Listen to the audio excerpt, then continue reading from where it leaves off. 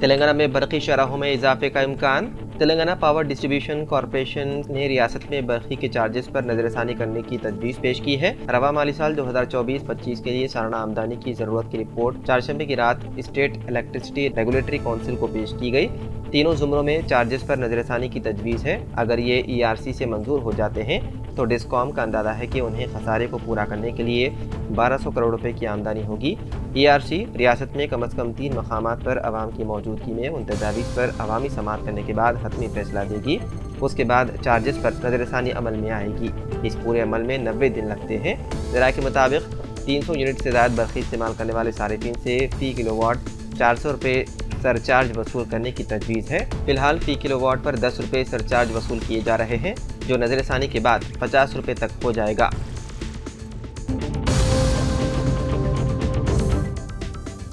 मुल्क में ट्रेन से मुतालिक पेश आने वाले वाक़यात में मुसलसल इजाफा होता जा रहा है।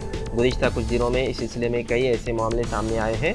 इस दरमियान चारशंबे को उत्तर प्रदेश की मथुरा में भी एक मालगाड़ी पटरी से उतर गई। यह हादसा वृंदावन के पास पेश आया। वाज़ेह है कि मालगाड़ी के पटरी से उतरने का एक हफ्ते में ये 7वां मामला है। आगरा रेलवे डिवीज़न के DRM तेज प्रताप अग्रवाल ने जानकारी देते हुए बताया कि इस हादसे में 25 डब्बे पटरी से उतर गए। हादसे में ट्रेन सप्लाई वाले खंभे भी टूट गए और रेलवे ट्रैक को ठीक करने में 10 से 12 घंटों का वक्त लगने का इम्कान है। इस वाक़े के बाद कई ट्रेनों की रूट मुतासिर हुई। जाए वक़ूअ पर रेलवे अफसरान पहुंचे हुए हैं। राहत की बात यह है कि इस हादसे में किसी तरह के नुकसान की खबर नहीं है।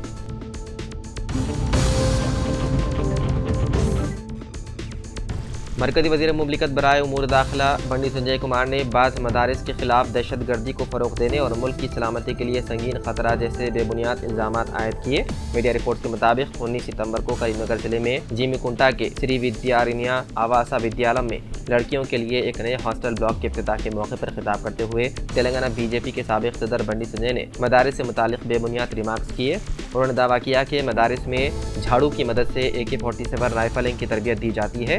मदारिस दहशत गर्दी की अफजाइश की बुनियाद है और मुल्क की सलामती के लिए खतरा है। वाज़ेह है कि बंडी संजय इस्लामोफोबिक बयानात के लिए काफ़ी मशहूर हैं। ऐसा लगता है कि वो सुर्खियों में जगह बनाने के लिए हमेशा मुस्लिम मुखालिफ बयानात देते रहते हैं, लेकिन उन्हें ये समझना चाहिए कि अब वो मरकज़ी वज़ीर हैं और उनका ताल्लुक वज़ारत दाखिला से है। अब अगर वो मदारिस या मुसलमानों या हैदराबाद के पुराने शहर से मुताल्लिक़ बेबुनियाद इल्ज़ामात आयद करते हैं तो इससे खुद उनकी और पूरी वज़ारत दाखिला ख़ास तौर पर वज़ीर दाखिला अमित शाह की कारकर्दगी पर सवाल खड़े उठना लाज़मी है।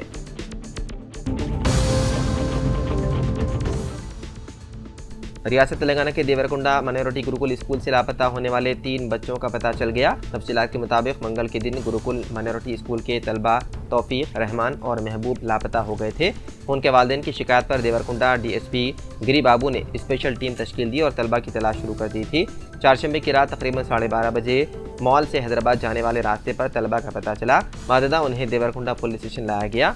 बच्चों का पता चलाने पर औलिया तलबा ने पुलिस से इजहार तशक्कुर किया।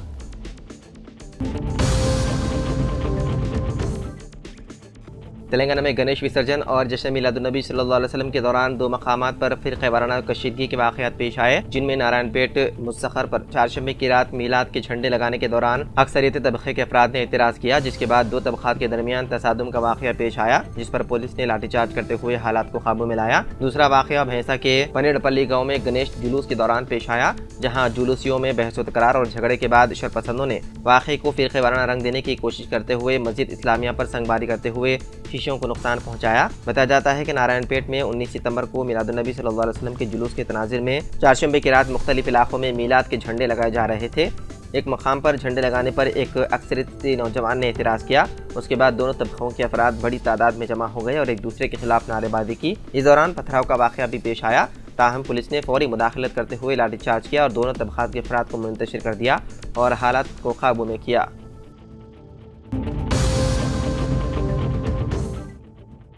बिहार के नवादा ज़िले में चारशंबे की शाम एक ज़मीन के तनाज़े पर दलित बस्ती में खौफनाक हमला हुआ।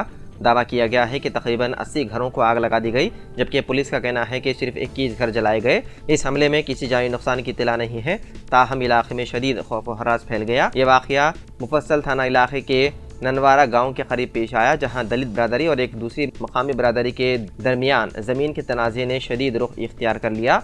हमलावरों ने दलितों के घरों को आग लगा दी और मुकामी लोगों का कहना है कि फायरिंग भी की गई, अगरचे पुलिस ने उस दावे को मुस्तरद कर दिया। पुलिस ने फौरी तौर पर कार्रवाई करते हुए 10 अफराद को गिरफ्तार कर लिया और मजीद मुल्जिमान की तलाश है जारी।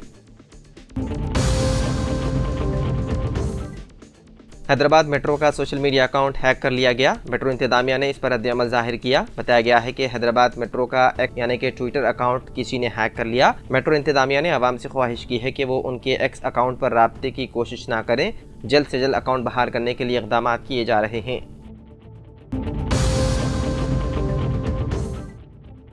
हिंदुस्तानी बॉक्सर निखत ज़रीन, जिन्हें हाल ही में तेलंगाना हुकूमत की तरफ से डिप्टी सुपरिटेंडेंट ऑफ पुलिस के तौर पर मुकर्रर किया गया था, के ड्यूटी पर मामूर होने की इत्तला रियासत के डीजीपी ने दी।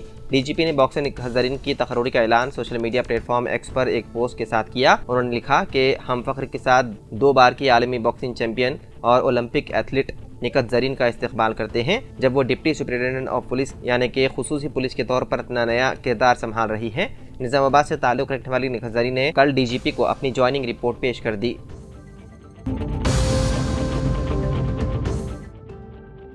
शहदराबाद के इलाके बहादुरपुरा किशन बाग में कल एक मकान में भयानक धमाका हुआ। हादसा इतना शदीद था कि मकान की छत और दीवारों को नुकसान पहुंचा।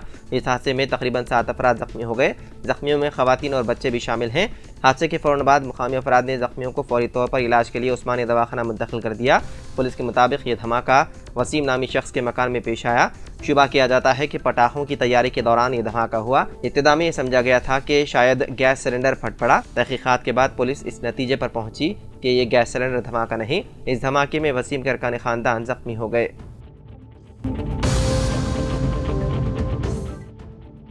रुकन कानून साज कौंसल जनाब आमिर अली खान साहब ने हैदराबाद और सिकंदराबाद में तलबा को इनकम सर्टिफिकेट के हुसूल में पेश आने वाली दुश्वारियों को दूर करने के सिलसिले में नुमाइंदगी करते हुए जिला कलेक्टर अनुदीप दुरे शेट्टी को मकतूब रवाना करते हुए तकनीकी मसाइल को फौरी तौर पर हल करने की ख्वाहिश की। दोनों शहरों से ताल्लुक़ रखने वाले हज़ारों तलबा जो कि तालीमी वज़ाइफ फीस की बाज अदायगी के अलावा दीगर उमूर के लिए इनकम सर्टिफिकेट्स के हुसूल के लिए कोशा हैं, उन्हें कई हफ्तों से मसाइल का सामना करना पड़ रहा है और वो इनकम सर्टिफिकेट के लिए दरख्वास्त दाखिल नहीं कर पा रहे हैं। तलबा के वफूद ने जनाब आमिर अली खान साहब और रुकन कानून साज कौंसिल से मुलाकात करते हुए उन्हें दरपेश मसाइल से वाकिफ करवाया, जिस पर आमिर अली खान साहब ने फौरी तौर पर जिला कलेक्टर को मकतूब रवाना करते हुए महकमे माल की जानिब से मंडलवारी असास पर जारी किए जाने वाले इनकम सर्टिफिकेट्स के अलावा दीगर असनादात के हुसूल में पेश आने वाली दुश्वारियों को दूर करने की ख्वाहिश की।